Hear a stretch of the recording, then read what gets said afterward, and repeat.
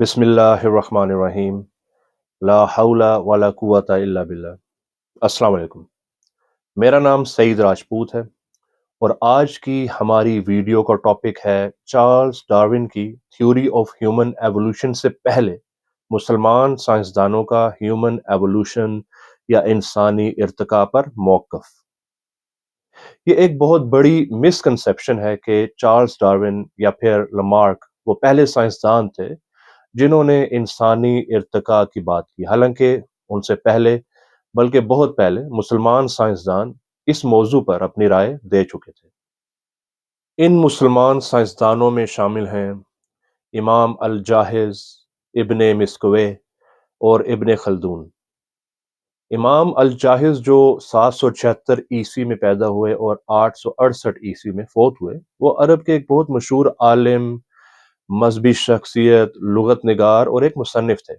उनकी किताब किताबुल हयावान, हयातियात या ज़ूओलॉजी का एक एक बहुत बड़ा इंसाइक्लोपीडिया था, जिसमें अल जाहिज ने नेचुरल वर्ल्ड या कुदरती दुनिया के बारे में अपनी ऑब्जर्वेशंस शामिल की थी और उन पर एक तवील गुफ्तगू की थी। अल जाहिज ने अपनी किताब में अपने तजर्बे से ये बात लिखी कि हैवानात मुख्तलिफ माहौल में मुख्तलिफ किस्म की खसूसियात या ट्रेड्स को अपना लेते हैं या डेवलप कर लेते हैं, और मुख्तलिफ हैवानात के दरमियान खुराक या टेरिटरीज पर जब कंपटीशन होता है तो ये खसूसियात उनको अपने सर्वाइवल या बचाव में भी काम आती हैं, और फिर इन बच जाने वाले हैवानात में रिप्रोडक्शन का सिलसिला भी ज्यादा होता है। इसी चीज को बाद में डार्विन की थ्योरी ऑफ एवोल्यूशन में सर्वाइवल ऑफ द फिटेस्ट या नेचुरल सिलेक्शन कहा गया। इसके अलावा अल जाहिज ने कहा कि इन्वायरमेंटल फैक्टर्स या माहौलियाती अवामिल जैसे कि मौसम, ज़रूरियात ज़िंदगी की फराहमी वगैरह वक्त के साथ साथ हैवानात पर गहरा असर छोड़ते जाते हैं, जिसकी वजह से हैवानात में तब्दीली आती रहती है और स्पीशीज ऑल्टर होती रहती हैं, या दूसरे अल्फाज में कह लें कि उन स्पीशीज में एवोल्यूशन या इर्तिका का अमल जारी हो जाता है। इब्ने मिस्कवे एक पर्शियन फलसफी, तारीखदान और साइंसदान थे। उनकी पैदाइश 932 और वफात 1030 हिजरी में हुई। उनकी किताब तहजीबुल अखलाक में इब्ने मिस्कवे ने इस्लामी फ़िक्र के अंदर अखलाकियात और अखलाकी फ़लसफ़े को बहुत खूबसूरती से कलमबंद किया। इब्ने मिस्कवे के तसव्वुरात एवोल्यूशन के बारे में भी बहुत दिलचस्प हैं और उन तसव्वुरात से कतई मुख्तलिफ हैं जो उनके असर के इस्लामी माहौल में अरस्तू के फ़लसफ़े से मुस्तार लिए गए थे। इब्ने मिस्कवे ने एक बहुत ही दिलचस्प ख्याल पेश किया कि मिनरल्स या मादनियात वक्त के साथ एक इर्तिका या एवोल्यूशन के प्रोसेस से गुजरती हैं, और फिर ये सादा मिनरल्स आहिस्ता आहिस्ता पेचीदा और मुश्किल मादनियात में तब्दील होती जाती हैं। इब्ने मिस्कवे ने मजीद कहा कि पौधे भी ऐसे ही एवोल्यूशन के अमल से गुजरते हैं और दरअसल पौधे मादनियात से ही इवॉल्व होकर बनते हैं। ऐसे ही इब्ने मिस्कवे ने कहा कि हैवानात भी इर्तिका के मराहिल से गुजरते हैं और ये भी पौधों से इवॉल्व हुए हैं, और फिर ये हैवानात इर्तिका की मंजिलें तय करते हैं, और बिल्कुल ऐसे ही इंसानी इर्तिका का अमल भी होता है जो कि बाकी तमाम मखलूकात में से ज्यादा मुश्किल और पेचीदा होता है। इब्ने खल्दून 14वीं सदी की एक बहुत अहम शख्सियत थे। वो एक साइंसदान थे, तारीखदान थे और शोहराए आफाक किताब अल मुकद्दमा के मुसन्निफ भी थे। इस किताब ने अपने असर में इल्मी सोच और तहकीक पर गहरी छाप छोड़ी है।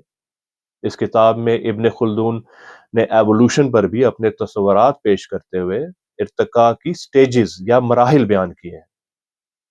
उन्होंने इर्तिका के मराहिल को वाज़ेह करते हुए कहा कि ये मादनियात से शुरू होकर तदरीजन पौधों और फिर जानवरों तक पहुंचती है। उनका कहना था कि मिनरल्स की एवोल्यूशन की आखिरी मंजिल पौधों की एवोल्यूशन की पहली मंजिल के साथ कनेक्टेड होती है, और ये पौधे थे कोई जड़ी बूटियां या बीज के बगैर पौधे। इब्ने खल्दून ने कहा कि पौधों की इर्तिका की आखिरी मंजिल मसलन खजूर या अंगूर जैसे पौधे जानवरों की पहली इर्तिका की मंजिल से कनेक्टेड होते हैं, और ये जानवर थे शेलफिश या स्नेल्स, जिनमें सिर्फ सेंस ऑफ टच थी, या कह लें कि छूने की हिस्स मौजूद थी।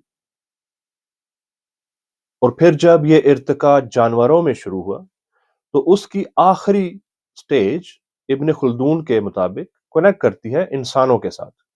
दिलचस्प बात यह है कि इब्न खुल्दून ने जानवरों के इर्तिका की आखिरी स्टेज में मिसाल दी है बंदरों की, कि बंदरों के बाद इर्तिका से इंसान वजूद में आया। मतलब चार्ल्स डार्विन से 4 सदियां पहले इब्न खुल्दून बंदरों को इंसानों के इर्तिका के साथ नथी कर चुके थे। और हैरत की बात यह है कि कोई तारीख से सबूत भी नहीं मिलता कि इब्न खुल्दून के इस तस्वुर या थ्योरी पर मुसलमानों में कोई शोरिश बर्पा हो गई हो।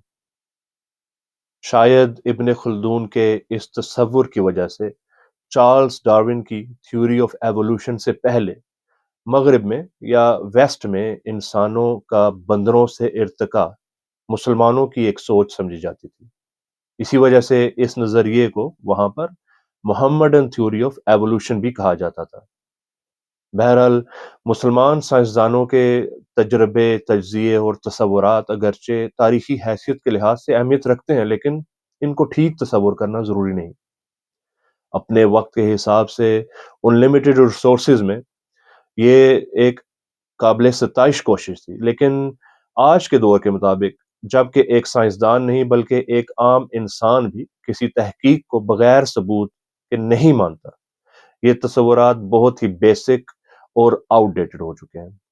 बिल्कुल ऐसे ही जैसे आज के दौर में डार्विन की थ्योरी ऑफ एवोल्यूशन एक फंडामेंटल हैसियत तो जरूर रखती है, मगर मॉडर्न साइंस में तरक्की की वजह से सिर्फ इस थ्योरी पर तकिया नहीं किया जा सकता। आज तक की तमाम वीडियो जो इस चैनल पर आपके साथ शेयर की गई, वो एक तमहीद थी। इंशाअल्लाह ताला नेक्स्ट वीडियो से हम एक्सप्लोर करेंगे कि इंसानी इर्तिका या ह्यूमन एवोल्यूशन पर अल्लाह ताला ने हमारे लिए कुरान पाक में क्या कुछ इंफॉर्मेशन फराहम की है, और साइंस कुरान की उन आयात को समझने में हमारी क्या मदद कर रही है। शुक्रिया।